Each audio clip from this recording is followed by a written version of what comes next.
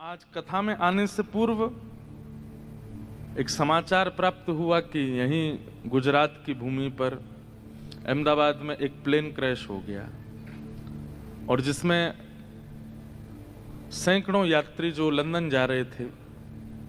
अभी तक उनकी कोई खबर तो ऐसी नहीं हुई, पर ठाकुर जी से प्रार्थना है, लाल जी से प्रार्थना है, वे सब मंगलमय हों। जो भी दिवंगत हुए हैं उन सबको ठाकुर जी अपनी शरण प्रदान करें। ये सब सृष्टि का नियम है। यहां पर यह बात अकाट्य सत्य है इस धरती का कि यहां मृत्यु कभी भी आपके अनुसार नहीं आती। कभी भी कोई घटना, कभी भी कोई क्रिया, कभी भी कोई समय ऐसी पलट लेता है कि इस संसार को छोड़ना पड़ता है। कई लोगों के मन में ऐसा भाव आता है कि शायद भजनानंदी लोग, भजन करने वाले, कथा सुनने वाले, वैष्णव धर्म का पालन करने वाले, उनके जीवन में शायद इस प्रकार से मृत्यु ना आती हो। ऐसा नहीं है। मृत्यु किसी भी रूप में, कैसे भी, कभी भी आ सकती है। इसीलिए हमारे आचार्य जन कहते हैं कि हर श्वास को नाम भगवान को प्रदान कर दो, हर श्वास को ठाकुर जी को दे दो। हमें नहीं पता कि हम आज सुन रहे हैं कथा, कल सुन पाएंगे कि नहीं, कोई पता नहीं है। मैं सुना रहा हूं, 7-8 बजे तक सुना पाऊंगा कि नहीं, मुझे भी नहीं पता। मृत्यु का कोई भरोसा नहीं है। इसलिए भैया, हर क्षण, हर जीवन के पल को जीजिए। खूब धन कमाओ, खूब ऐश्वर्य कमाओ, खूब नाम कमाओ, लेकिन हर क्षण भगवत स्मरण करते रहो। भगवत स्मृति बनाए रखो चित्त में। तो आज जो घटना हुई अहमदाबाद में, उसके लिए हम ठाकुर जी से प्रार्थना करते हैं।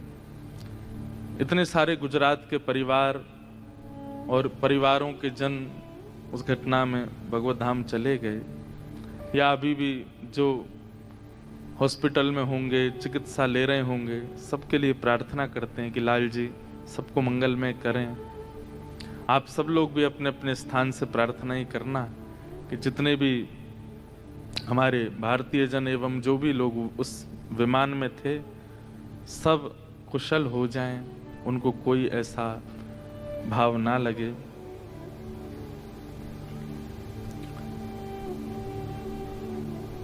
एक बात कहें, जिसके जीवन में मृत्यु आती है या जिसके जीवन में ऐसा संकट आता है,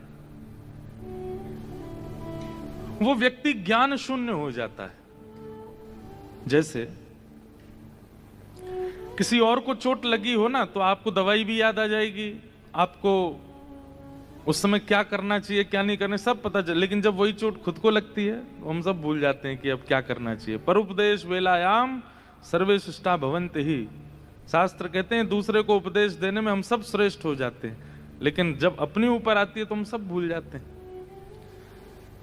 सदज्ञानी व्यक्ति का लक्षण यही है, सदगुरु पात्र व्यक्ति का लक्षण यही है, भजनानंदी व्यक्ति का लक्षण यही है कि वो विपरीत अवस्था में सब याद रखे।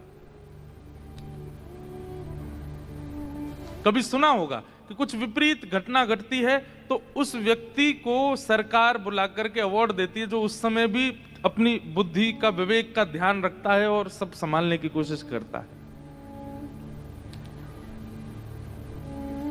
हमारी आपकी स्थिति कैसी? हमें वैसे तो सब याद रहता है, लेकिन जैसे ही क्वेश्चन पेपर सामने आता है सब भूल जाते हैं। भाई, क्वेश्चन पेपर सामने जब आए तभी तो याद रखना है। वैसे चाहे आपको सारे फॉर्मूला याद हों, वैसे चाहे आपको सारे इक्वेशन याद हों, लेकिन क्वेश्चन पेपर आते ही सब भूल जाते हो, तो ये तो गड़बड़ी है ना। हम आप सब लोग वैसे ही हैं, हमको वैसे सब पता होता है, लेकिन जब अपने ऊपर बीतती है तो हम सब भूल जाते हैं। हमें पता है कि संसार नश्वर है, हमें पता है कि इस संसार में सारे संबंध स्वार्थ के हैं, लेकिन जब पत्नी विपरीत अवस्था की आ जाती है और वो विपरीत व्यवहार करती है तो हम विचलित हो जाते हैं। अरे, हमें पहले से ही पता था इस संसार में सबका संबंध स्वार्थ है, तो फिर अब इतने विचलित क्यों हो रहे हैं?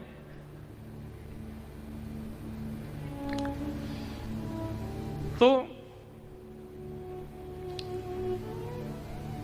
व्यवस्थित अवस्था में ज्ञान को याद रखना ये ज्ञानी व्यक्ति का लक्षण नहीं, विपरीत अवस्था में ज्ञान को याद रखना, विपरीत अवस्था में गुरु के द्वारा कहे गए वचनों के स्मृति रखना ये ज्ञानी व्यक्ति का लक्षण है। आप गाड़ी चलाना सीख गए, अब आप कहते हो कि मुझे सीधा सीधा ही रोड दो, मैं टर्न वाले रोड पर नहीं चलाऊंगा मैं गाड़ी, जरा सा भी यूं मोड़ आया अब मैं नहीं चला रहा, तुम चलाओ। अरे तो फिर तुम काय बात की गाड़ी सीखी है? मैं जिस रोड पर गाड़ी चलाऊं उस पर ट्रक नहीं आना चाहिए, गाड़ी नहीं आनी चाहिए, एम्बुलेंस नहीं आनी चाहिए, और कोई रिक्शा नहीं आना चाहिए, मोटर बाइक नहीं आनी। अरे ऐसे थोड़ी होता है, गाड़ी चलानी सीखी है तो सब आएंगे। आप कहो नहीं नहीं कोई नहीं आवेगा, यहाँ बैरिकेटिंग लगवाओ, अकेली मेरी गाड़ी चले, ऐसा नहीं हो सकता। आप भक्ति के पथ पर चल रहे हैं और आप मन में विचार करते हैं कि विकार ना आवे, आप मन में विचार करते हैं कि बाधा ना आवे, आप मन में विचार करते हैं कि किसी भी प्रकार की रुकावट ना आवे, ऐसा थोड़ी होगा, सब आएगा। बल्कि और एक बात कहें, जब तक पथ पर नहीं थे तब तक इतनी ज्यादा दिक्कतें नहीं थी, लेकिन पथ पर जब आप अग्रसित होते तब और ज्यादा संख्या में आते हैं। आप भक्ति मार्ग में नहीं थे तब तक सब ठीक रहता है, लेकिन जब भक्ति मार्ग में आप आ जाते हैं तब ज्यादा विचलनता आती है, और उस समय में भी अपने आप को संभालना, यही आपके भजन का, सत्संग का, गुरु निष्ठा का फल है कि आप विपरीत अवस्था में अपने आप को संभालो।